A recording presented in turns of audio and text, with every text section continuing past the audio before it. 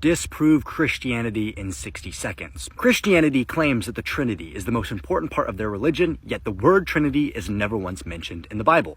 Christianity claims that Jesus is God, and that is one of the most important parts of their religion, yet Jesus never mentions he is God in the Bible. Christianity claims that the Bible is pure and the Word of God, yet history confirms that the Bible has been altered. Therefore, Christianity is false.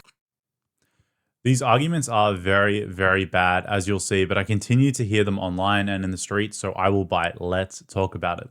Demanding that the word Trinity needs to be used in the Bible in order for Christians to believe in it is an example of the exact words fallacy. Let me explain.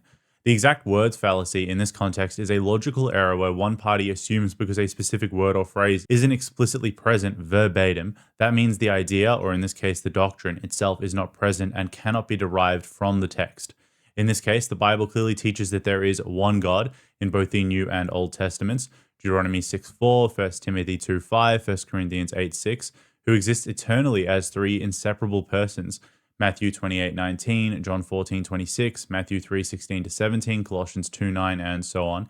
Christians then, understanding the biblical data, then understood that a good and necessary consequence of those ideas is that our God is triune. He is three persons, one being. The term Trinity does not have to be in the text for the Bible to clearly teach that doctrine. The idea that Jesus doesn't mention he's God is also interestingly an example of the same error in reasoning. Jesus doesn't say those exact words, but he claims to share ontological equivalence with God and says and does things that only God can do. Jesus says as much in John 8:58, John 10:30. These are things that a mere human couldn't say, that he is the I am from the Old Testament, or that he is one with God. You should also note the Jewish reaction saying, quote, "You being a man, make yourself God," end quote. That's John 10:33. They understood that he was claiming to be God in their context. But as I said earlier, Jesus also does things only God can do. Jesus forgives sins directly and in his own authority. Mark 2:5-12. Luke 7:48-50. He controls nature and the elements under his direct command. Matthew 8:23 and 27. John 6:16-21. He raises the dead. Mark 5:41-43. And where Elijah attributes this act to God when he does it, Jesus does it again at his own command. He also accepts worship, which is properly due to God alone in Matthew 14:31-33. Then in Matthew 25, he judges the world and condemns some people to hell and permits others to enter paradise, something God alone can do. His third point is really more of an assertion, more than it is an argument.